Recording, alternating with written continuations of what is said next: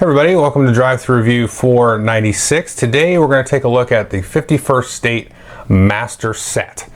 So 51st State was published a few years ago, and then it's had some expansions, and then also kind of derived out of that design is Imperial Settlers, which I've reviewed in some of the expansions, which I really enjoy.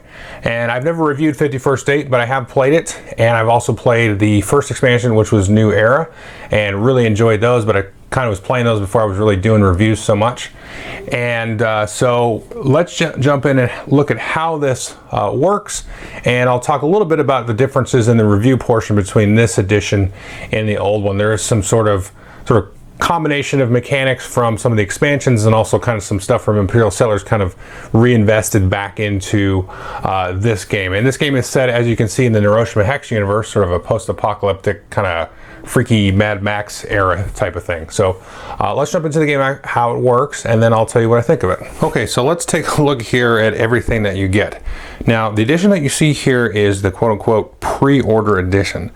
I do believe like these wooden components here are actually going to be cardboard in the regular edition, but I'm not actually 100% sure, because I know some of these were based on the number of pre-orders they got, and they would be updated with all the copies would be updated because they'd have the money to spend on these really fancy components. So I think you'll get these wooden components in everything, but I'm not 100% sure.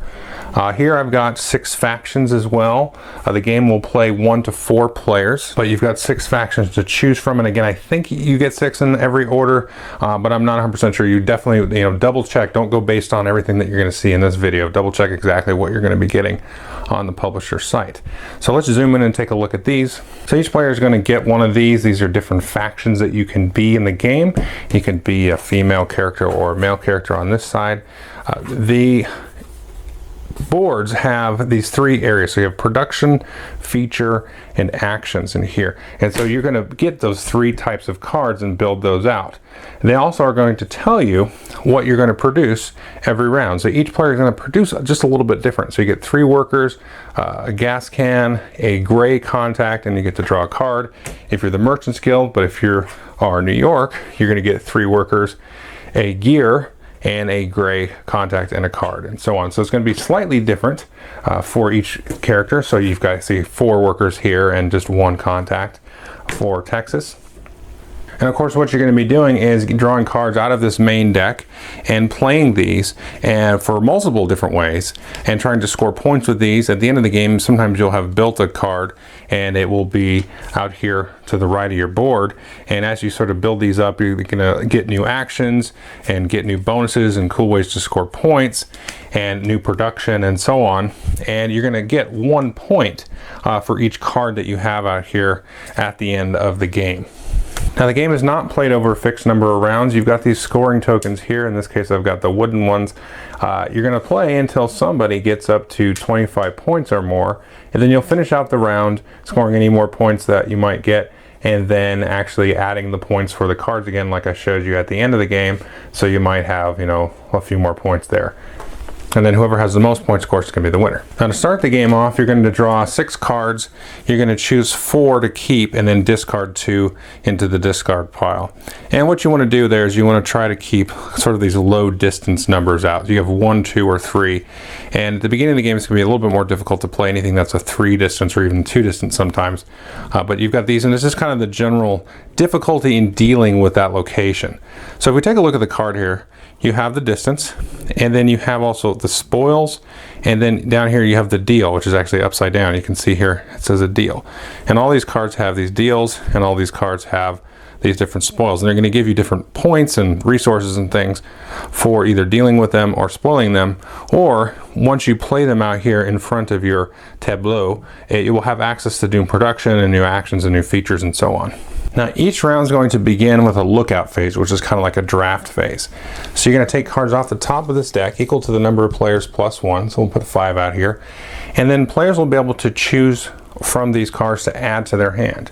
The other thing you're going to do in the lookout phase, you have these 2 other decks here of the merchants and the punks here, and these blue and red cards. And these will be revealed at each lookout phase, but you can't access these until you get into the normal action phase.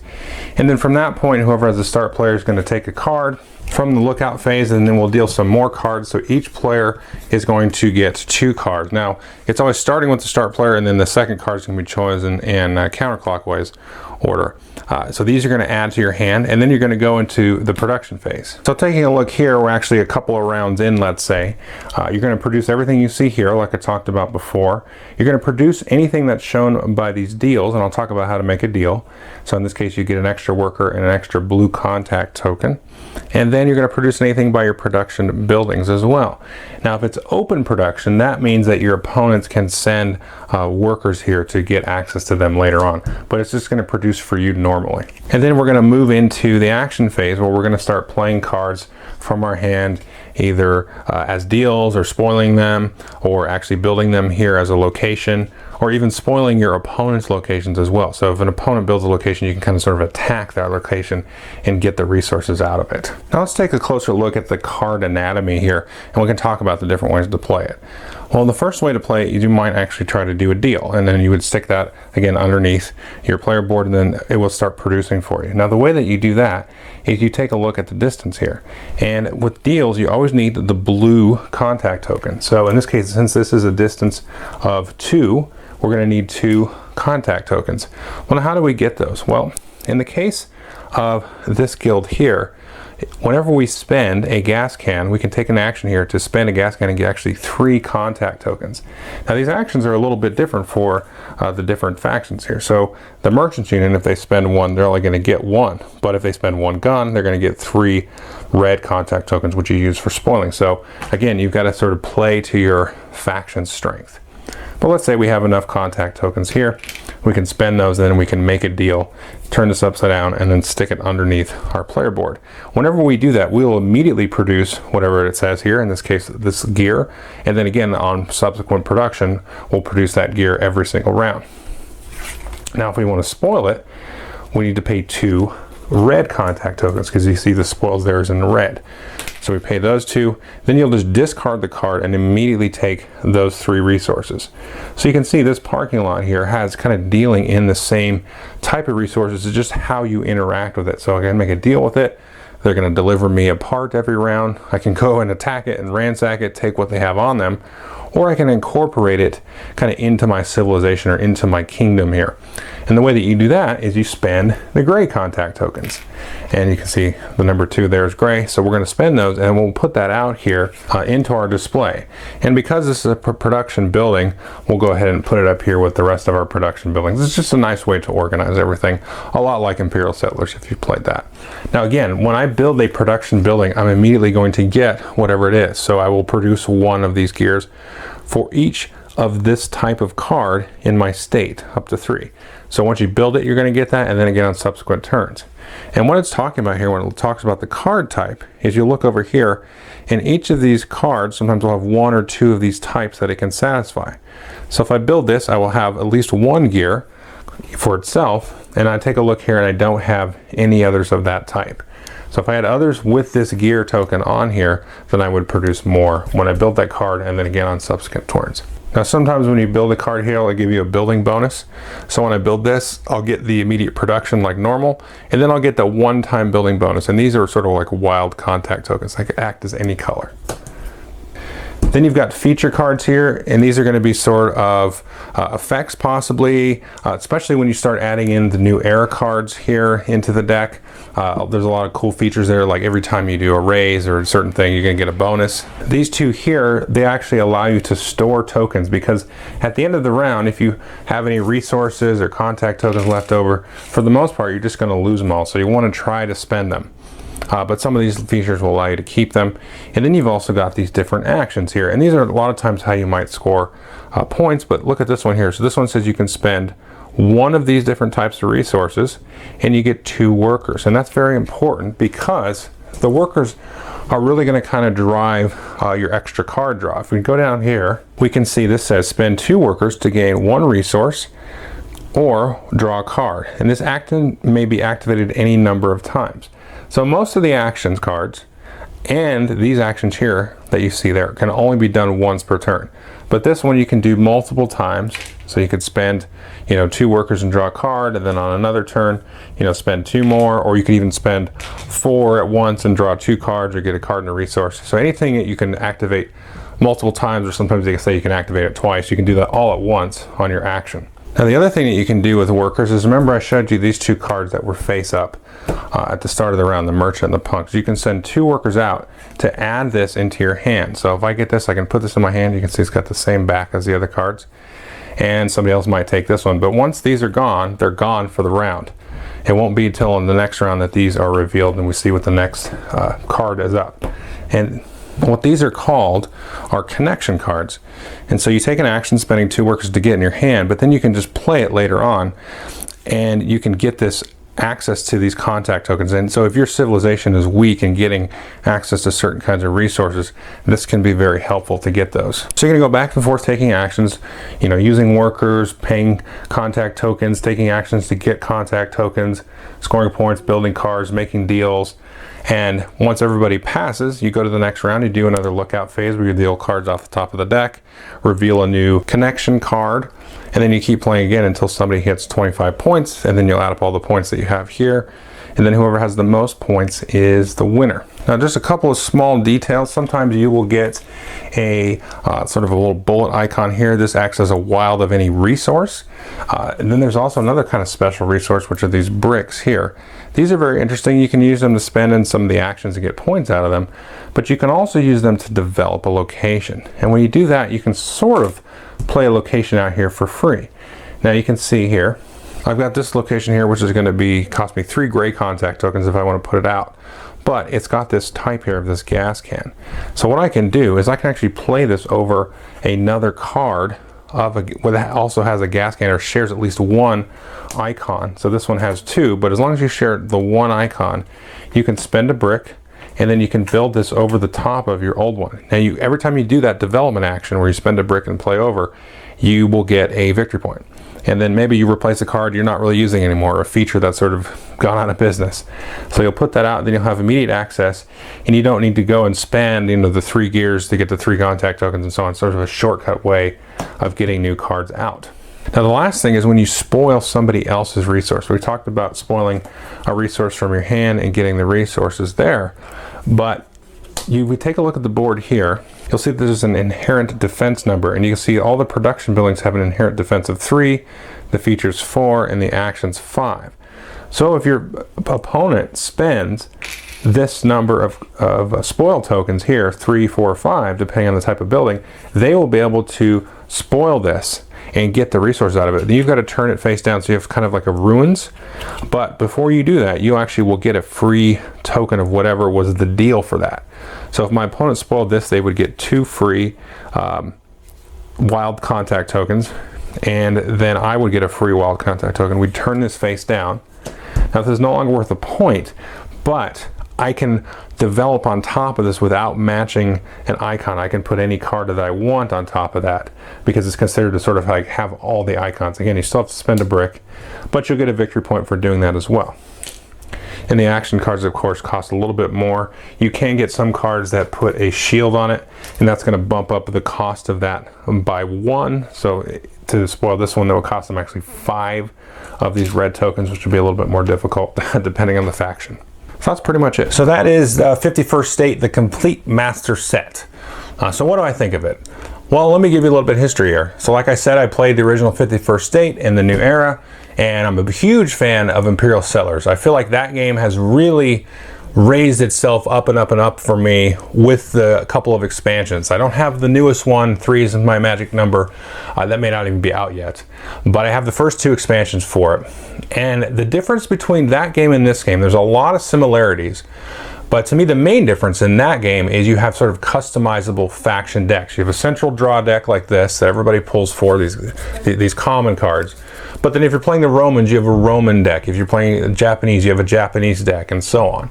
And with the expansions, you can kind of tweak and customize that and build that to sort of like fit your play style and make it sort of weaker or stronger and kind of tweak it a little bit. Now, I really miss that when I play this game because I really enjoy that. I do play some LCGs and I've played a lot of trading card games over time. So that gets me going. But I think a lot of people don't want to spend a lot of time out of that. They want to open the box, set it up, and play. And this one, I mean, forget about all the deck building stuff. Just in general, it's really quick and easy to set up. Now, the rules tell you to play with sort of like the base cards, or you can shuffle in one of these kind of like pre-built-in expansions. So they have the winter expansion and the new era expansion. So you can just play with like all the 51st State cards, or take one of those expansions and shuffle it in. So it's very easy to set up. So if you really like playing with winter, for example, you can just leave them all shuffled together, open it up, hand somebody a faction board, throw all the components on the table, and there you go. You start pulling components and you just shuffle up and go. And it plays and sets up very, very quickly. And I kind of like that I can do that. So I don't completely miss the faction building, but I do kind of miss that. So to me, that's kind of like a boon for Imperial Settlers. You know, that takes the cake there. This is a very streamlined version, especially of the early first version of 51st State, which had some things like you can only use score points on buildings, through up to 3 times, and then basically the building went away. I kind of miss that, but I kind of don't, because it was kind of cool. Like you'd use up the building and suck them dry of the resources, and then you'd have to move on with life. So that was kind of neat. And then you could also make deals with your opponent's your opponent's building. So not only would you go and like destroy them, but you could go and I don't think you could destroy them actually in the original, but you could go and make deals with them, and so you could get sort of the production of that. So that's kind of a cool thing. But there's no reason they couldn't like add that into the expansion. That would be kind of maybe overwhelming for new players that are just coming at this, never playing any of these games, and they're like, oh wow, all this stuff, all these icons and everything. But it's not really overwhelming, I don't think, for new folks, especially if you played Imperial Settlers. But anyway, so it's really kind of streamlined all that out, and I frankly don't really miss any of that. I mean, you kind of do, but it really makes up for it just in terms of all the other stuff that they've streamlined and made easier. So I also got to make a comment before I forget about the artwork and sort of the graphic design of this. This is like light years above, I think, even Imperial Settlers, and definitely the old 51st State. The art and just the ease of like digesting the information on the cards. The icons are very readable. They make sense. It's not overwhelming at all. I do kind of go for this theme over the civilization theme. This post-apocalypse theme is there's not really enough games in this, although there's a lot coming out, I think maybe because of Mad Max. But I like the Neurosham Hex world and all that, and the artwork is very well done.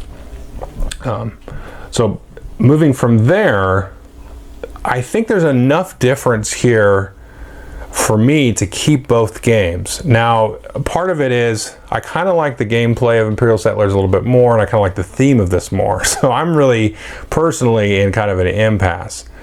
But the gameplay differences, apart from the deck building and the theme, there's enough here that it actually is a different game. Not drastically different, because so in Imperial Settlers you get resources and you make buildings, done, the end. This one, you got to get resources, and then you got to get contacts, and then you get to the buildings, and then you get to the raising and the deals. Also with the raising, so you don't raise a whole ton in Imperial Settlers. I mean, you can, but this one, it feels like it's a little bit more free-flowing and a little bit easier. I mean, you have a higher defense built in, but it seems like it's easier to get raise tokens if you really want it. But when you raise somebody, they get a little bit of a benefit out of it. In Imperial Settlers, you just got a wood, which you may or may not have needed. But if you raise a building here, all of the resources that you get in the building are sort of intrinsically tied together. They're all, very kind of thematically tied to the building. So even if you raise one of my production buildings, I'm still going to get another good out of it that I was already probably producing. So it's not as bad, and then it also makes it easier for me to develop, because now I don't have to worry about matching icons. I'm like, well, there we go. I've got a guy to go develop, and I get a victory point when I actually do develop it. So that's a little bit more interesting that way. And this whole kind of process of like building up resources and then going out and making contact and getting those different distances of contacts, it really kind of works with this theme, and it fits together. And so it has a very different pace than Imperial Settlers as well, because you really feel like you're struggling in this, and just as everybody kind of gets going, somebody will cross that threshold. Whereas Imperial Settlers, depending on how you build the decks, you could really build a nasty engine and really be exploitive. So there is a difference in gameplay, and I think More people probably will gravitate towards this one because maybe because of the theme and stuff. It's a little bit cooler of a theme, but also it's a lot more accessible, and it's a lot more just set it up and play, like I said. And it's a lot more just like, let's just go and run it, and I'll run my engine for as long as I can and try to keep up with you. Whereas you have that sort of overhead of knowledge with Imperial Settlers in terms of like, okay, you're playing the Romans and you've got this kind of deck, and I've got to be very worried when you get this building built because that's your killer building and so on. Whereas this one, it's not necessarily going to be that way. I will say you should definitely start mixing in the expansions. I feel like the base set of cards that's just 51st State is a little bit too on the vanilla side, and that's probably just for me because I play a lot of Imperial Settlers, and like I said, I played this before, so like I'm really into this. Now as a new player, maybe you can get away with just playing the base cards a few times. I mean, I think that's probably the case because there's a lot that you can do with a card in this, you know, deal, spoil, play it. There's a lot, like when you get your hand of cards, you're like, okay, what do I do now? So when you first start playing, there's a lot going on.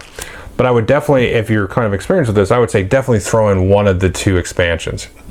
The winter expansion is a lot more about like scoring points during the game. You get lots of cooler actions.